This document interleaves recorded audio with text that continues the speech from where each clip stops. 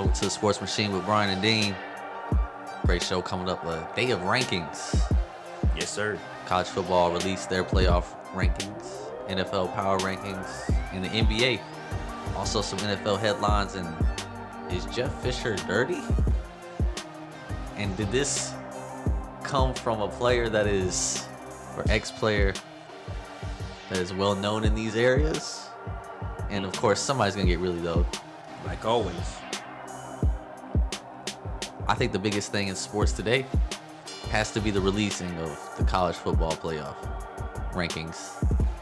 And some questionable teams got in. Right. In my opinion. Number 1 was Clemson. Number 2 was Alabama. Number 3, Ohio State. Number 4 was Notre Dame. Notre Dame. Wow. It's a lot of teams that could have been that place, but it wasn't. Excuse me. My biggest problem is, who has Notre Dame really beaten?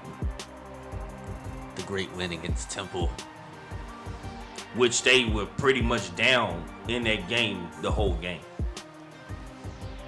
Basically, they're saying Notre Dame looked better in the loss against Clemson than Iowa, Baylor, Oklahoma State have looked in their wins. So basically, they pulled the LA Clippers. We'd rather get beat by 15 or look good in our loss than to look poor in a win. Ain't that how that went? That's how it went. Wow. We need to find them here because I've noticed that they're here in Grapevine, Texas. Not to mention, we are based here in Dallas, Texas. Not that far. Exactly, like about 30-minute drive outside. Excuse me. I have no problem with Clemson being number 1. I personally wouldn't have Clemson number 1. I would have Ohio State still. Right. Defending champions, undefeated. Exactly. And they haven't just looked terrible. Right.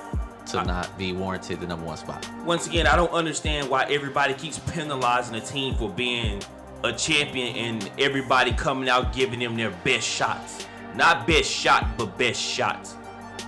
Right? I didn't know you could be penalized for the fact that you have a target on your back and everybody wants to play their best against you. You are the measuring stick for which teams are going to measure themselves up against. That being said, I would have Clemson number 2 and Alabama 3. Mm-hmm. Actually, I would have Baylor 3. I fail to believe that someone that's lost the game is ahead of a Baylor team. And you can say what you want about their strength of schedule. They were blowing teams out by 60, besides this past week. Let's not forget, this is still college football. Like, you still must win in order to get in the playoff. And we basically turned into, like, bashing teams over wins. What is it going to take? A team to get blowed out by 100 points in order for people to understand that it's not always about that? It's not always about the blowout. Like, that's what gets me. It's like, and then my next question is, a lot like how the high school coach who basically lost his job for not allowing his girls basketball team to let up an inch on beating the team 100-0. Then what's going to be the ramifications of that? Because people are going to scream excessive. That was too excessive. Yeah, it was excessive because the other team was terrible. Right. It was, and then not to mention, if I don't blow a team out like this, then my team possibly won't get into a playoff. Last week, the college football playoff rankings had Iowa behind Baylor. Now Iowa is 5 and Baylor is 6. Iowa played Indiana. And everybody's calling that a big win. And Baylor played Kansas State in Kansas State. And they didn't jump up not a single spot. How impressive is Iowa beating Indiana? I guess to them must be pretty perfect. Pretty doggone good. What's the word we've been hearing a lot of today? Eye test. How many times have you heard that today? It's been a multitude of times. Aren't you a little tired of hearing the eye test? Because last week it was about strength of schedule. That's all we heard about any team that was in the Big 12. Well, their strength of schedule. Okay. Now this week I've heard the eye test. Well, all you have to do is pass the eye test, just look good. Well, what has Baylor been doing?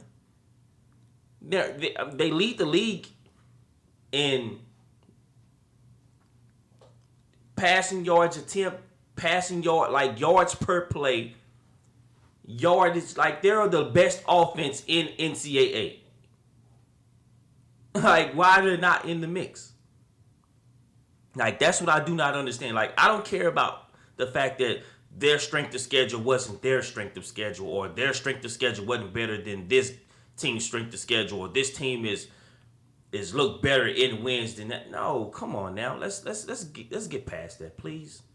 And I know we're from the South. We're not just Big 12 homers. We're a fan of sports, period. And all we want to see is the teams that get their due. And it seems like Baylor is not getting their due. How about Stanford at 7, Oklahoma State at 8? No. Stanford lost to Northwestern. Right. And Northwestern just got back in the mix. Oklahoma State just beat TCU. A top 10 team. Stanford lost to Northwestern. Yet somehow Stanford is ahead of them. And LSU is number 9, who just lost to the number 2 team, is behind Stanford. Question real quick. Would you have been upset if they jumped Oklahoma State looking good in a win at home against a top 10 team like TCU if they moved them up to number 5? I wouldn't, because it would have been consistent with what they were saying last week about the strength of schedule. But this is not consistent at all. It's not. Thank you. Like, that's the point I'm trying to get across. Like, if TCU was going to fall back, I mean, if we knew TCU when they lost, they was going to fall back. All right, fine. But if it was going to be any 2 teams in the mix at 5, I wouldn't have been mad if it would have been Oklahoma State at 5, Baylor at 6, then in Iowa State. Wouldn't have saw nothing bad about that at all. But like you said before, it's inconsistent. Now we talking about the eye test this week. So now what TCU is going to have to go out and do is go out there and blow somebody out to try to get back in the mix. Oklahoma State is going to have to blow somebody out to get back in the mix. And from what I've been hearing is Iowa stands a great chance that just if they can just win out and face Ohio State in the Big Ten championship game, then anybody from the Big 12 it's possible they may not be able to leapfrog Iowa right now. If they're undefeated, they will leapfrog Iowa if Iowa loses to Ohio State. Right. I mean, I think so. Like you said before, I think that Oklahoma State should be down there because everybody has been sleeping on them. They went out and beat a good TCU team by 20 points at home. They passed the eye test, if we're going to talk about the eye test. So we talked about strength of schedule last week, eye test this week. And you're going to sit back and tell me that Oklahoma State didn't pass the strength of schedule or the eye test in these past 2 weeks? Maybe we're just misunderstanding what they say when they say eye test. We hear eye test and we think, oh, you're watching the game. You're seeing who's better. No problem. If you're consistent with it, be consistent. But maybe that's not the eye test they're talking about. Maybe the eye test they're talking about is Notre Dame. We've heard of them. Yeah. We've heard of Ohio State and Alabama. We know those are big schools. I mean, we're not. We see the name, put them in the top 4. They're going to bring in that money. Right. Thank you. Thank you. It's become a fashion show. So, once again, college football playoff 12. Could you please fill us in? I mean, we're not Craig David here. I mean, we're not singing a song, but please fill us in. Let us know. Because everything that you guys say from eye test to strength of schedule says Oklahoma State should be 5. And here's the worst part is because I can see the Big 12 not getting anybody in. Because if Oklahoma State beats Baylor, then they have to play Oklahoma in their last week. At Oklahoma or at Oklahoma State? I believe it's at Oklahoma State. I'll check. I think you're right. I think it's at Stillwater. Yeah. I would be worried about that game if it was it's at home. Yeah. I think they handle OU. And the thing is, I would have been worried if they was going into Oklahoma. I think I would have been too. Coming up, switching from college up to the NFL right here on the Sports Machine.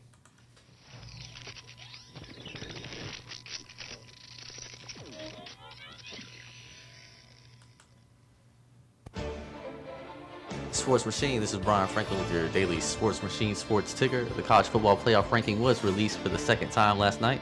The top four are number 1, Clemson, 2, Alabama, 3, Ohio State, and 4, Notre Dame. Also last night in college football, Toledo got a win over Central Michigan 28-23. In the NBA, the Miami Heat and the Memphis Grizzlies have agreed to a trade.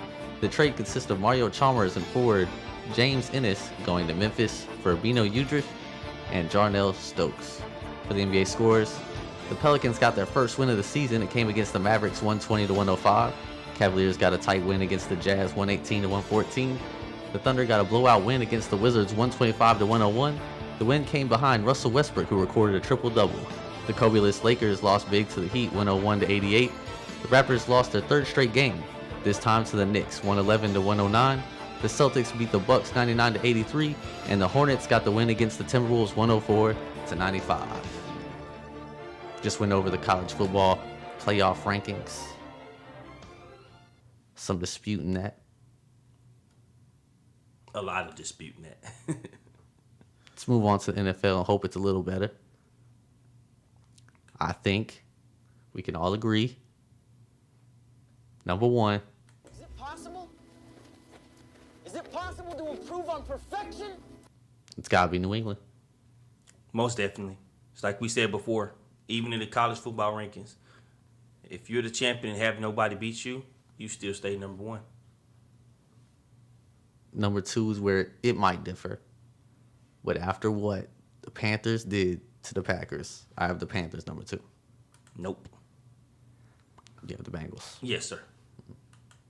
I will stick with the Bengals at number 2. And then I have the Panthers coming in at 3. Speaking of the eye test, I think the eye test says that the Packers were supposed to be better than the Panthers, and that was proven wrong. Just thought I'd throw that out there. Exactly. And I think what has happened to the Packers is their defense has become exposed. If you can keep their defense out there on the field for majority of the game, long periods of time, their defense began to break down. Do you have the Packers number 4? Number 4, I have the Denver Broncos still. I have the Cardinals. I know that was an ugly loss for the Denver Broncos. But once again, that defense that bailed them out so much this year actually caused them to lose the game this year. This game, I'm sorry. I do have the Broncos number 5, which I actually think is the highest I've had them on this list. Because, as you said, I think they just let up against Indianapolis. I think they were trying to get Peyton Manning the record. Exactly. They got a little reckless. Exactly. And I have the Cardinals coming in at 5. Then the Packers at 6. I have the Packers at 6. Pretty similar list so far. I have the Vikings 7. Yes. But I really wanted to put them ahead of the Packers. I was close because right now they're tied for the division championship right now. They're tied for first place. And once again, this team is a sneaky, like they're a quiet 6-2. Nobody's really talking about them, and no one's paying attention. I guess if you want to be an under the radar team, you want to be the Minnesota Vikings right now, because nobody's talking about you. Therefore, there's no attention being played to the fact that Mike Zimmer has this defense and his team playing great football since that horrible loss in week 1, and then the iffy loss that they did have, the close loss that they did have. I think the Vikings will stay in the top 10 as long as Teddy Bridgewater is playing. I think Adrian Peterson is happy he didn't come to the Cowboys after this. In much better situation. Surprisingly, yes. Yes. As long as Sean Hill doesn't go out there, True story. I think I'll be all right. Number 8, I have the New York Jets. Nope. Think it's been proven that as long as Ryan Fitzpatrick is in the game, the Jets have a chance to beat anybody. I'm going to throw everybody for a loop. I got the Oakland Raiders at 8. I think we saw last week that defense is not worthy of being in any top 10. we could say the same thing about the Packers defense right now. The Packers are 6-2. I think You that know, would be the but they're difference. 4-4 in a close loss. There's a They're 4-4 in a close game loss. difference. They're 4-4 in a close loss, and a close loss to the Pittsburgh Steelers. The Packers had a close loss against the Carolina Panthers. They came back from Hind Lake. They was getting drugged in that game. Like I said, I think They had the defense ball went with a sleep. chance to tie. Hey, the defense came through when they supposed to came through. This is my power ranking list, and I got Your the reasoning is Oakland wrong. Raiders Your reasoning is wrong, though. at 8. Love it or hate it. I don't have a problem with you having the Raiders at 8, but at least have the right reasoning for it. The silver and black is back. That's what people want to hear right there. They want to hear about the silver and black. That's the only reason they're number 8. The amount of hatred for the Jets. Are they in your top 10? The Jets in your top 10. They're at 10. All right. I give them 10. I got the Atlanta Falcons, the free-falling Falcons right now. I have the Falcons at 9. And I Exactly. also want to talk about them. What's going on, man? Like, hand the ball to Devontae Freeman, Well, please. when he has 12 rushes for 12 rushing yards, it's hard to encourage them to keep giving the ball. And he was getting it done in the receiving game, so he still put up some fantasy points. Can you trust the Falcons anymore? Man, I guess there is no gray, so I gotta say no, not right now. I can't because the defense is good once they have a lead to play with. But if they're in a close game, this defense is not good. My number 10 team, the Seattle Seahawks. What? Yes. You must be feeling some type of way. You had a 4-4 team in your top 10. This The is my- Oakland Raiders look way better The than. Seahawks look good. Okay, it's your power rankings, sir. It's your power rankings. I'm not sure if I like I when ain't you gonna- said that. You know what? I guess that's a whole lot better than. I thought you was finna bring up the New York Football Giants. Like I really did. Like I can't trust them either. Okay. They're untrustworthy. Okay. Because I was about to say you about to put your trust in a defense that's 32nd, that's last in the league. In the past, I don't care about JPP coming back with all 8 fingers. Or is it 8.5? I think it's 8.5. Did you see the glove? I did see the glove. Look out, a penguin. Gotham. He stole it. He straight stole that one. JPP. I wonder really though, whoever was watching the old school Batman with Penguin and then Right. thought of that idea. Exactly. Hey JPP, wear this with a smirk on his face and with a wink. Got you. Oh man. I think if the Seahawks beat the Cardinals, Uh-huh. they're right in there for that wild card spot, and they're gonna sneak in, and do what they do. This is coming from a dude that said that Legion of Boom was done. Right. And I still think they kind of are. They're not going to be that same team, the same defense. They Have do they- have lapses. They are coming off for a bye week, so it'd be interesting to see. Because after the Cardinals, they got the 49ers. That's like a free win right now. Unless you're the Atlanta Falcons, who...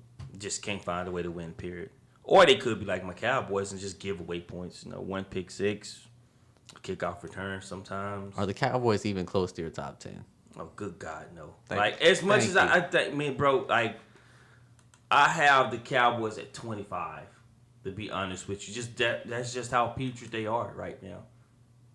And for every quarterback fan, Cowboys fan that used to shoot Tony Romo down and say, hey, we could do better without him. Well, let's just thank God that he's not in the contract year, because he could ask for anything, including somebody's first child, and he'd probably get it. Because this team could just very well be an 0-for-nothing team. We ain't won nothing since the first 2 weeks in September. This kind of reminds me of when Peyton Manning went down with the neck problems. Yeah. And then that Christian... Or not... what was the dude's name? Oh, man. I It know. was so bad. He was so... Painter. Curtis Painter. Right. So bad. Couldn't even win a game. People got fired because of that dude. A lot of people got fired, not just some. Yo, heads was rolling in Indy, and it wasn't for the good. The Steelers close to your top 10. They are actually 11. All right. They're 11 only because they don't have like the Cowboys. They didn't have their 2 starting guys. Like Ben Roethlisberger's iffy to play this week, but once again, I mean, you can't put much hope in that. It's time. I'm going to change gears a little bit. Still in the NFL.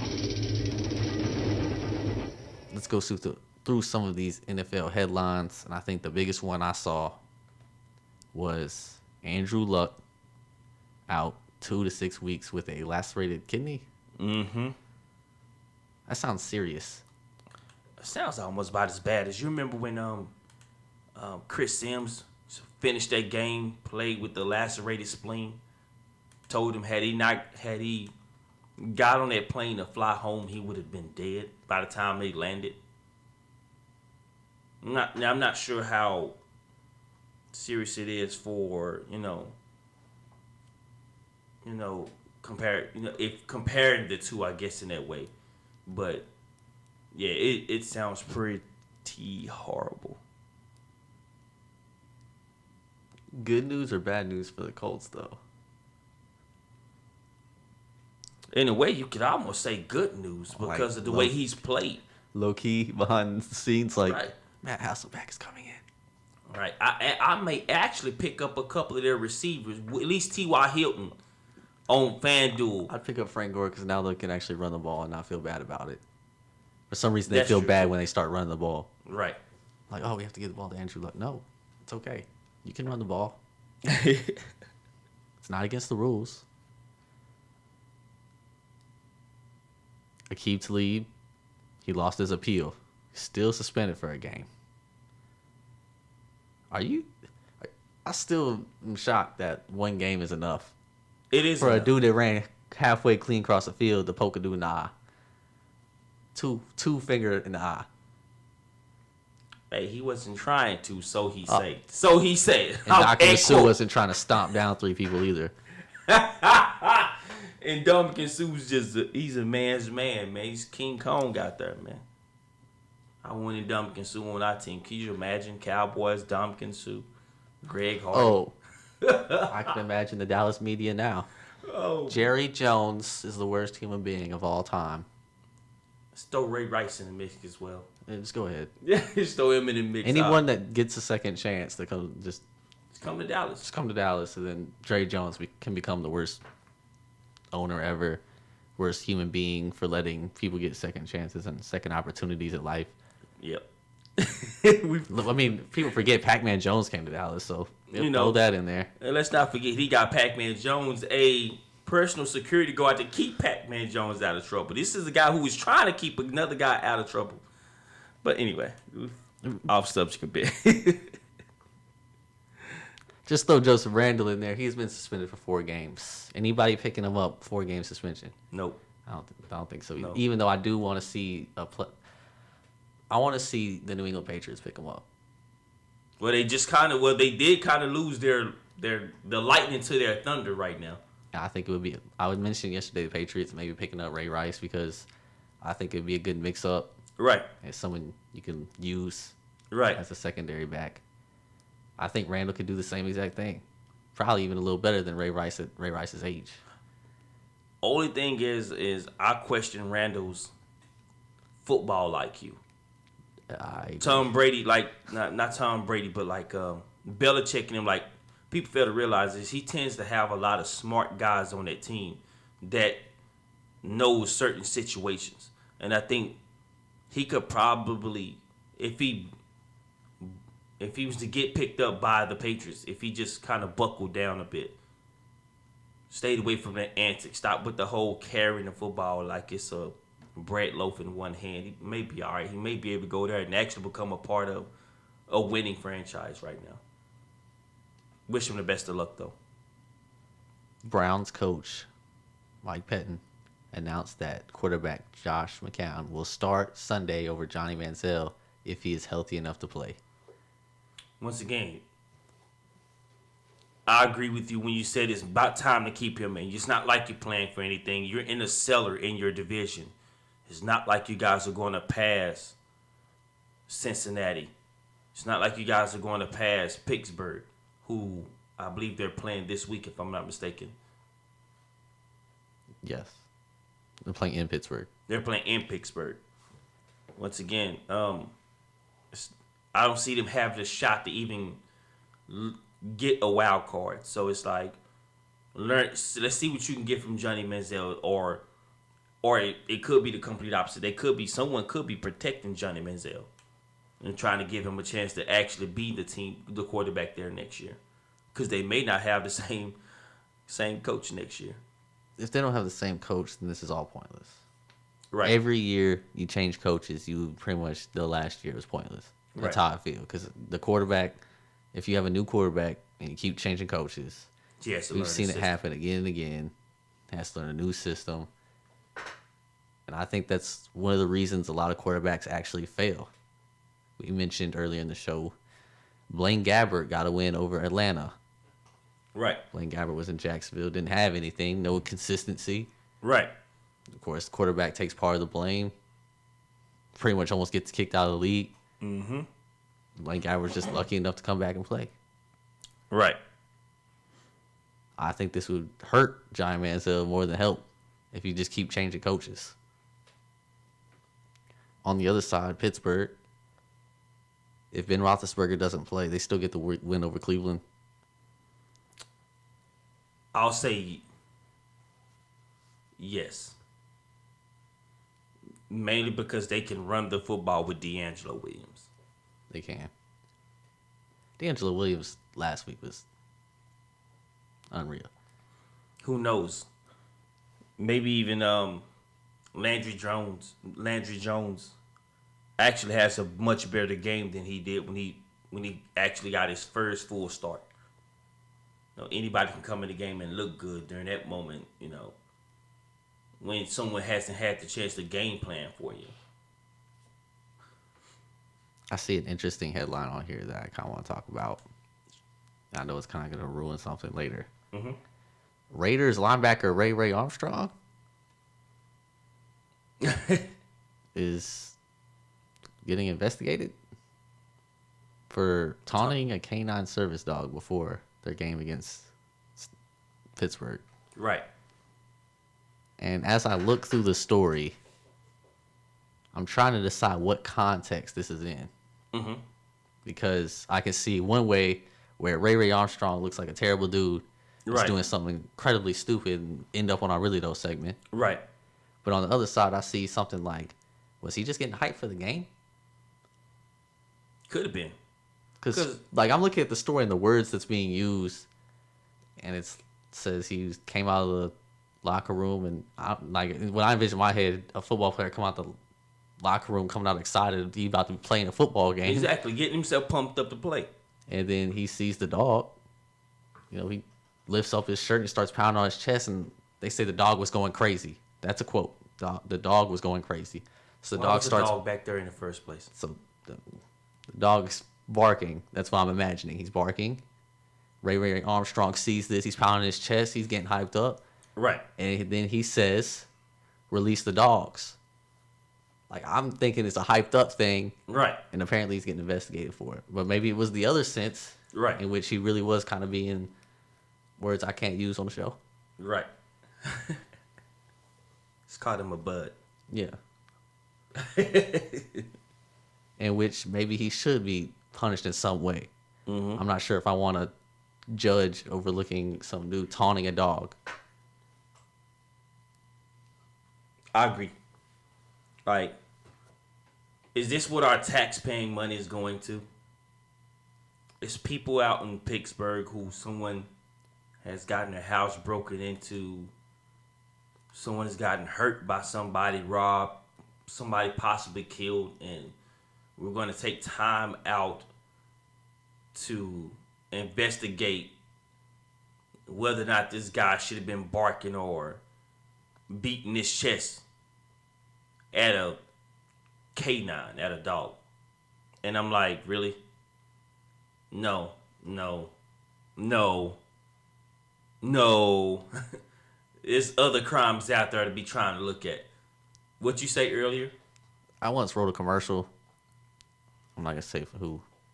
It was a alarm commercial, and I remember some stat I had. It was like every so seconds. It was like 12 in between 12 and 14 seconds.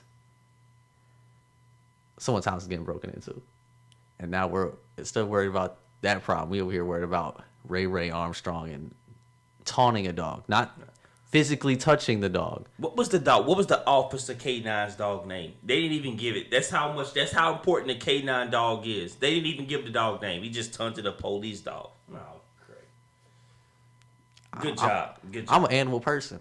I like dogs. I have dogs. Mm-hmm. I don't understand what the big deal is. It's not like he physically harmed the dog. Right. We're over here investigating him. Especially if he was just fired up and just like you said, I'm trying to figure out why was the dog near their locker room to begin with. Don't you keep dogs like that, like walking around like certain areas to make sure it's... Maybe they were checking the NFL players. Thank you. I was trying not to get in on that. Coming up, other NFL news, is Jeff Fisher dirty? Right here on the Sports Machine.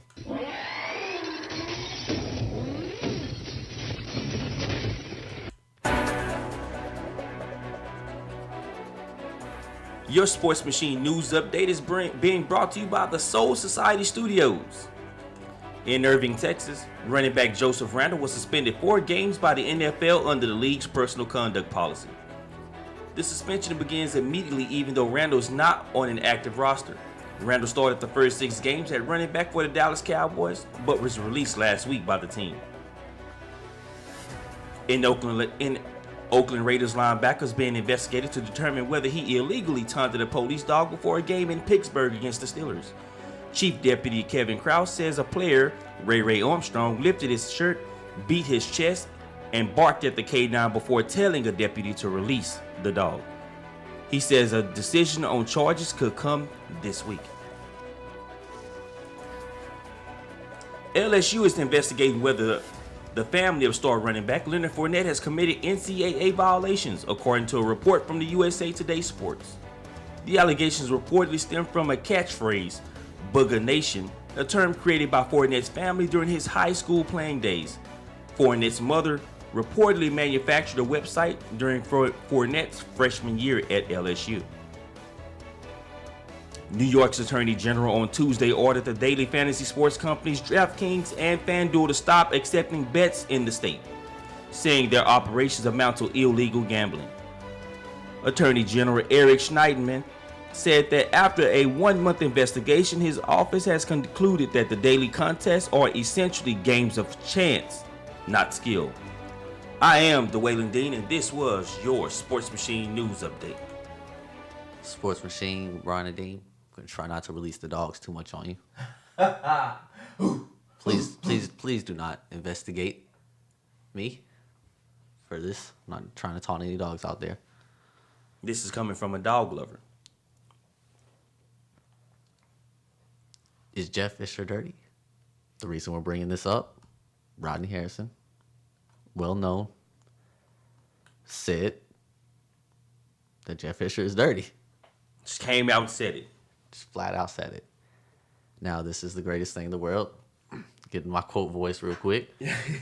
Jeff Fisher's response is the greatest thing I've read today. And I quote, "You're talking about a guy that had a great career and was hard to defend and was a really active defensive player. But this is coming from a guy that had 18 unnecessary roughness penalties, 7 personal fouls, 4 roughing the passer penalties, and a total of 77 penalties in his career, and was voted 3 times the dirtiest player in the National Football League, and was suspended for helmet-to-helmet hit on Jerry Rice in 2002. Ugh. We need Funkmaster Flex.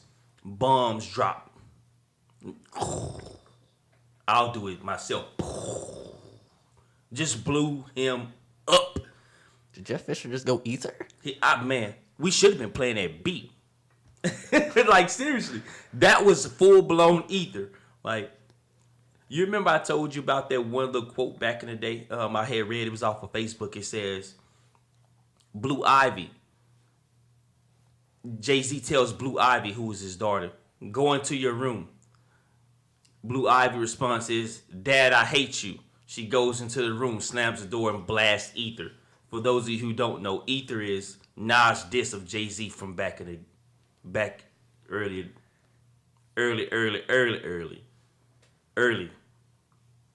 Maybe what, 97? 97. I don't think Jay-Z appreciates you bringing that up. Hey, but that was a hot track, and I'm a huge Jay-Z guy, but that's why we say, did he go Ether on him? Because anybody who's ever heard that track know that that's fire. It's one of the greatest disses of all time. Most definitely. Back to the point. This all stems from the hit Teddy Bridgewater took when he was attempting to slide. Giving himself up. And as he was sliding, the cornerback LaMarcus Joyner launched himself. When I looked at it full speed, I thought he was actually trying to dodge Teddy Bridgewater as he slid. I thought he tried to roll. Right. But you look at it slow motion, it looks like he intentionally did it. Now, especially when you look at the full arm, like he just like I mean, he butts him up at the front of the head, which then bounces his head, like you see his helmet bounce off the ground like a basketball. it's hard to tell what's more real, the slow motion or the full Or the motion. full, exactly. The full speed, because you look at the full speed, it's like there's no way he tried to do that. Right. It happened way too fast. And you look at slow motion, it looks like he did it. Right. But see, my only knock on it is, once again, you know, I found myself kind of on both sides of the argument, because I looked at it and saw it from the standpoint of he was giving himself up, like he was already in baseball slide mode. So therefore, there wasn't a reason for you to even attempt to like lower a shoulder or a forearm in that situation. In that situation, because once the quarterback gives himself up, he's automatically down wherever it is the knee stops at, wherever his body starts to slide at, that's where he will be downed at. Now, I like to think that those players know that rule, but then again, we are talking about Donovan McNabb, who didn't know the rule about overtime back in the day. I'm not going to get back on Donovan McNabb, World of the haters. who said he did not know anything about the fact that there was going to be a tie, but okay, anyway. And here we go. Yes. Why did you bring up Donovan McNabb? Because he has nothing to do with this. He don't have nothing to do with it, but it was at one point in time where he said he didn't know nothing about the rules of overtime. So I'm saying with LaMarcus Joyner, if he turns around and it hits us with that he didn't know that a player that in this situation, the quarterbacks, when he attempts that slide, that he didn't know that he would be down wherever it was he attempted to slide at, then sir, no, you get the Donovan McNabb treatment from me. Your hatred for Donovan McNabb is unwarranted. Hey, what can I say? I'm a cowboy for life. I could just shake my head to that. There's nothing to do with this. But once again, to get back on topic of my argument,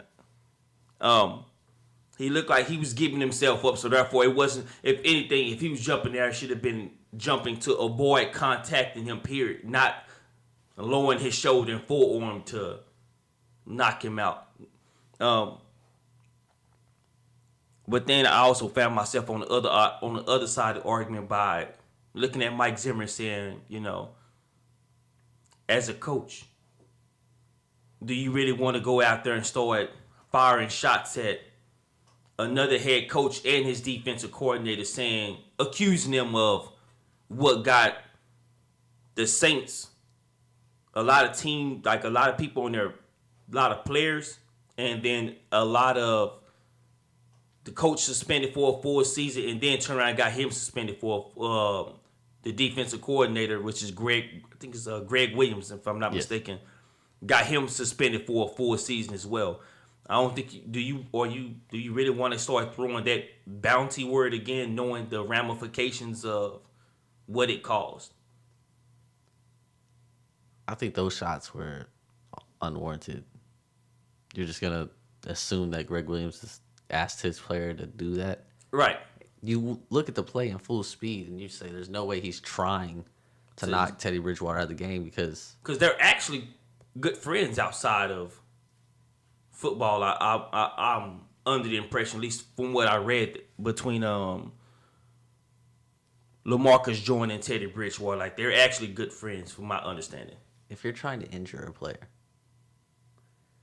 not saying you was, where are you trying to hit him? Mm-hmm. Like, would you really go for the head?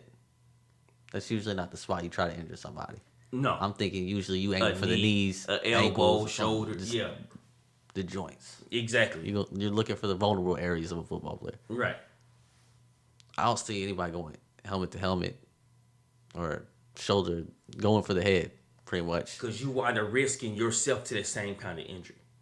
To the injury you trying to inflict, you wind up actually opening yourself to it. So I thought that was kind of interesting. That I understand why Zimmer was upset.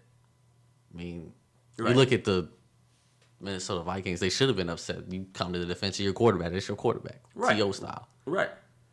and you try to protect him, and you should be upset. But the whole, oh, we know they have a history, like that has nothing to do with this. Right. Like, I don't believe Greg Williams is going to risk a whole year of his career again over. Or possibly just being banned from the league. Oh, yeah, period. he'd be banned if he did it again. I Right. believe. I mean, if it was a year the first time, you have to go up. Is the league going to look more into this since Mike Zimmer's comments? I hope not.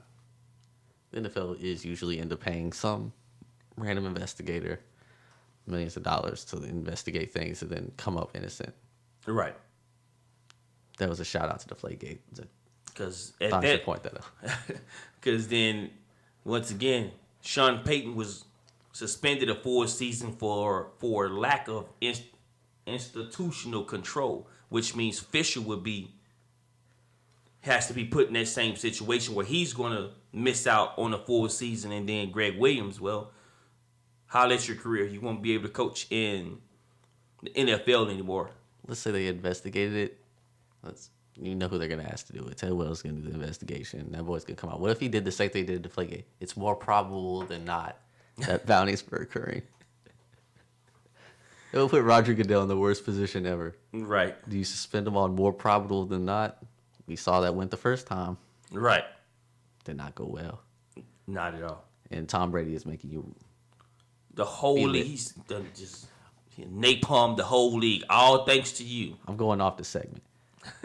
I saw this stat earlier and I thought it was one of the best stats. Tom Brady has 22 touchdowns and 2 interceptions. God, That's unreal. that's sick. With all capital letters. That's like, let's call that bubonic. That's like bubonic plague sick right there. Like, it's wiping out half of man. The only other starting quarterback that's even close is Aaron Rodgers, who has 3 interceptions. Everyone else that's even close has been injured for part of the season. Right. Has had some type of issue. I mean, Tony Romo has 2 interceptions. Right. And that's in 2 games. Yes. You have. I was going to mention all the Dallas Cowboys put together, which is like 8. Yeah, enough. Like, yeah, we got some horrible quarterback play. You have Peyton Manning has 13. God. Like 9 touchdowns and 13 interceptions. Right. It's time to go game manager mode. Coming up on the sports machine, we switching it up for real for the NBA.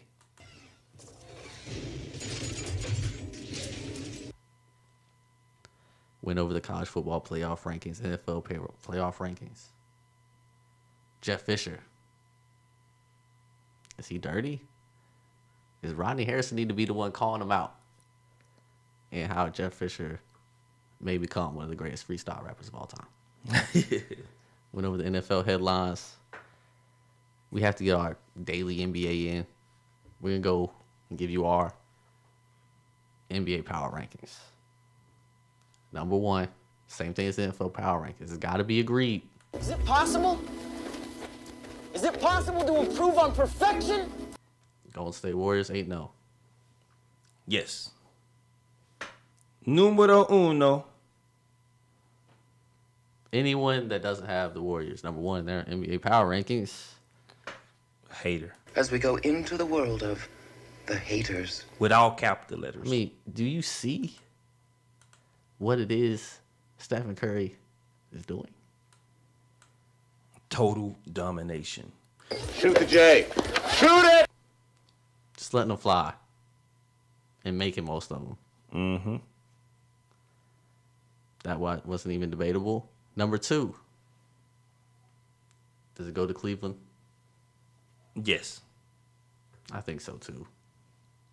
Without Kyrie Irving, somewhat worrisome for the rest of the Eastern Conference. The fact that the Cavaliers look this good without Kyrie Irving, but maybe the Cavaliers will look worse with Kyrie Irving. Right. It's not going to be much of a ball to go around. We know LeBron James can't spread it, but is Kyrie Irving and Kevin Love going to be able to make the same sacrifice Dwayne Wade and Chris Bosh made? That's what's going to be interesting. Exactly. Because once you, like you said, when Kyrie Irving returned, he needs the ball in his hand. LeBron James is a guy who don't mind giving up the ball, but you have a guy who needs the ball in his hand to make plays. It's not enough ball to go around. Number 3, I have the Detroit Pistons. I see nothing wrong with that. As a matter of fact, I agree when you have the most dominant center right now in the game of basketball. Last person to do what he was doing, averaging 19 points, 19 rebounds, was a guy by the name of Bill Russell. For those of you who don't know, he has 11 titles. Do I need to say anything else? Number 4, I have the Atlanta Hawks. Right. Doing what the Spurs do, like I said previously, though, previous shows, I am a little worried about late game situations. Right. Who it is you're going to turn to. But in the regular season, they're going to win a lot of games Right. with their team basketball. Most And definitely. It works very successfully. Number 5, I have the Oklahoma City Thunder. Right. I agree with that. Kevin Durant, Russell Westbrook. If Russell Westbrook could just be on a team by himself, I think he probably would be the best point guard in the league He would actually over be, Stephen Curry. he would also, wait a minute. Yeah. What'd you say? I said if Russell Westbrook was on his own team and could do what he wanted with the ball, he would be better than Stephen Curry.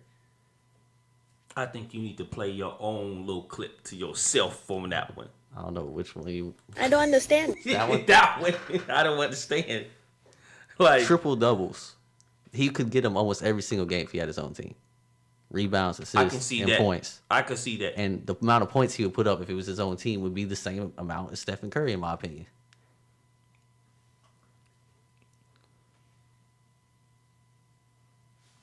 I was say, if We'll see. you couldn't get my, I couldn't get my words out enough in time without making sure I kept it family. Like, had to keep it happy, had to keep it rated G. I don't understand what the big problem is. No, I'm not bashing. I'm just saying I don't think he's been. I don't see. Like I said, I like the fact this dude's a triple double machine. Like triple double machine. Like you don't see that very often compared to like when Jason Kidd was doing it on the regular. Like he was the last only person I could think of who was just a triple double machine.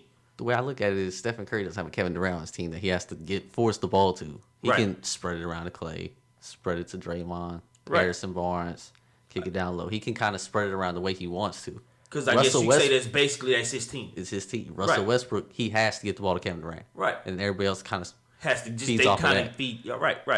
Once again, I'm not bashing. I'm just saying I don't think even if he had his own team, I don't think he would be better than Steph Curry just from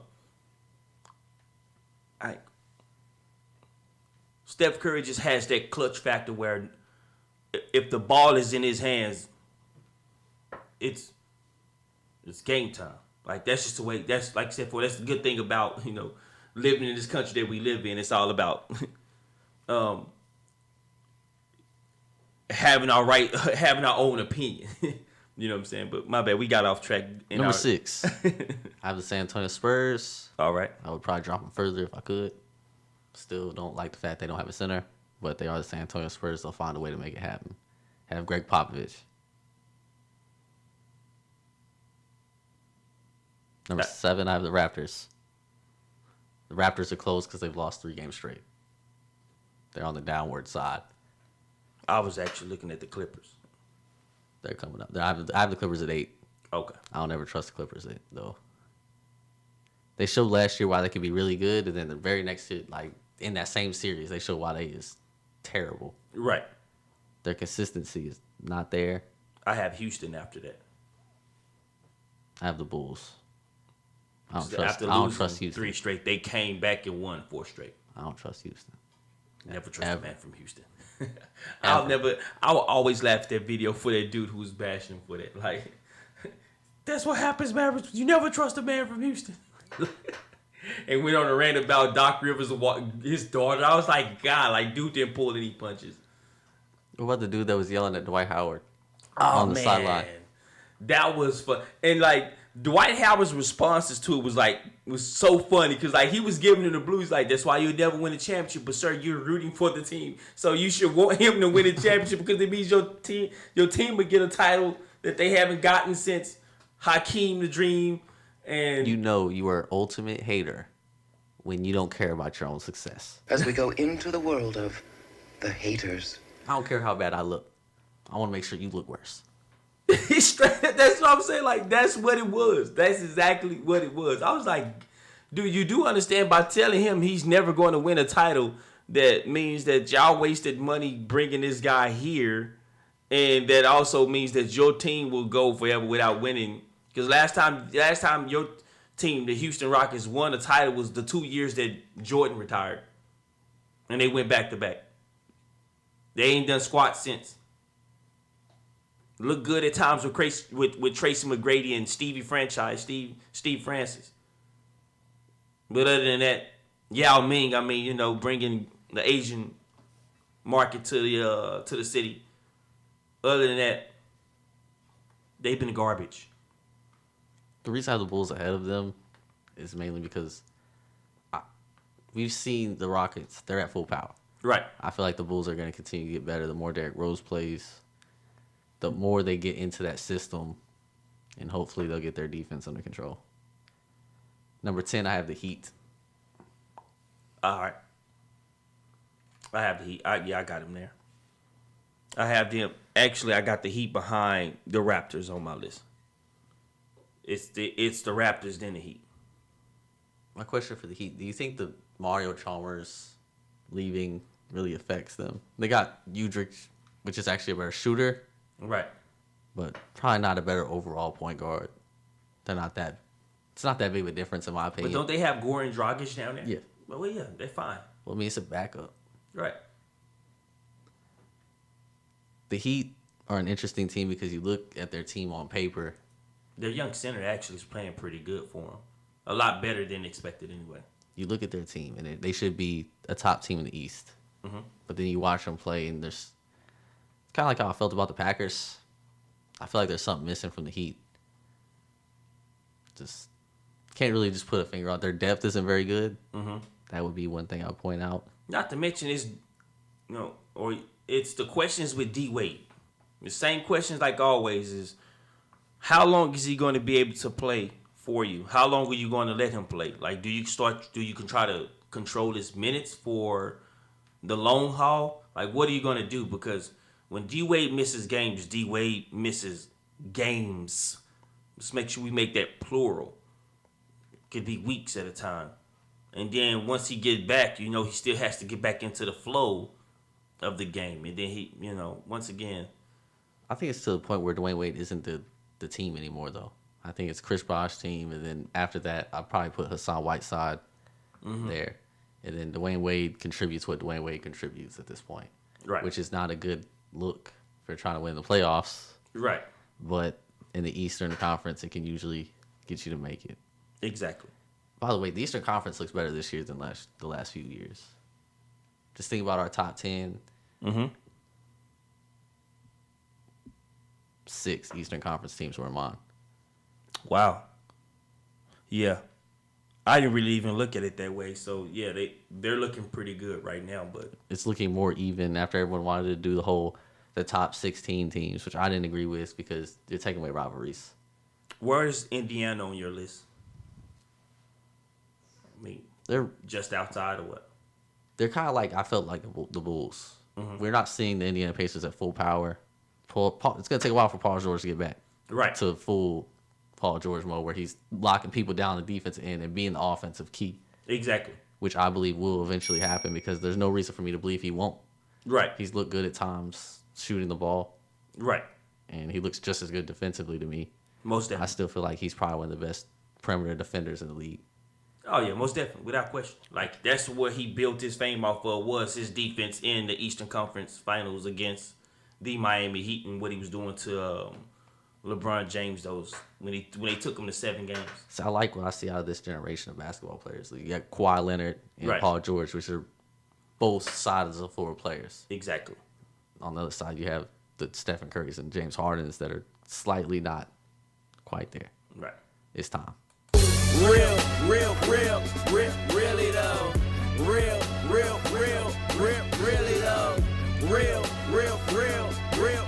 though. Who you want to go first? All right. I'll do the honors for you because I think we're off in the same realm of who we're really knowing. My really though comes from the football side of the NCAA. Investigating Leonard Fournette, as you heard earlier off in our news break earlier, that they're investigating Leonard Fournette's family for starting up a website called the Booger Nation. You know what I'm saying? That, for those who know, the Booger Nation is like what, something that was started with the family. It's a nickname. Create a website, and is reported to have cost about $10,000. I mean, as of right now, the site no longer exists, but once again, NCAA makes all this money off those players from each class, whether it's NCAA baseball, NCAA basketball, NCAA football, NCAA lacrosse, whatever. They make money off of these amateur athletes, as I call them, but they're going to call them students. Notice I put my, my Richard Nixon quote unquote deal up. So his family's being investigated for alleged violations in that. But I'm sitting back thinking to myself, he's not making any money from it. He's not benefited from it. So now we can sit back and tell the family how they supposed to make money. Like, they have a right to create a website, and if people decide they want to support a Booger, aka or BKA Leonard Fournette, and they can buy that shirt. Who knows? They may have a cousin named Booger, a nephew, somebody who they call Booger. So it's like, really? Like, y'all finna try to investigate his family? And even if it is his family was doing so, how are you going to penalize him? How is he benefiting from it? Really though? You have the floor, little bro. I'm also going after the NCAA. NCAA looks like they're probably going to become really the Hall of Famers. They're close. This one is on the basketball side. There's a 7'6" freshman that's about to attend the Central Florida. Mm-hmm. He spent 2 years of high school at Liberty Christian Preparatory School in Florida. He got there 2 years ago. In 2 years of high school, he had a 3.6 GPA. Apparently, NCAA does not think that's enough. They believe 3.6 GPA will get you into some of the top schools, might I add.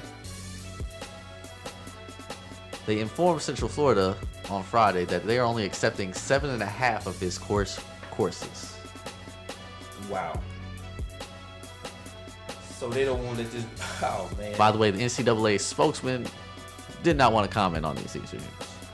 Oh, but he'll comment on whether or not Leonard Fournette's family should be out there having a website up to, make fun, to make money off of a nickname.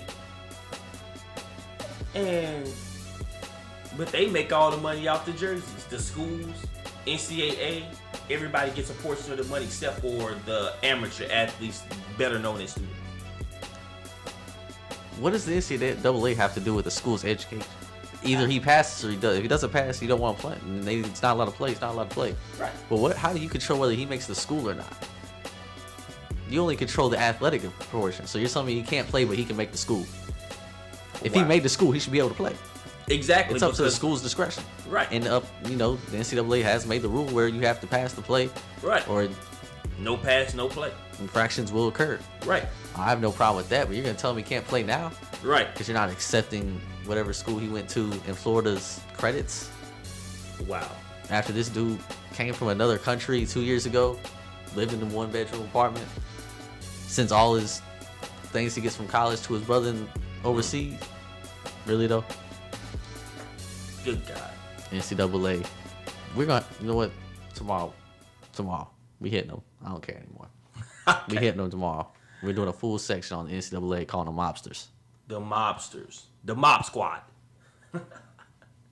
Also, Thursday night, I have to get into that football game. Yes.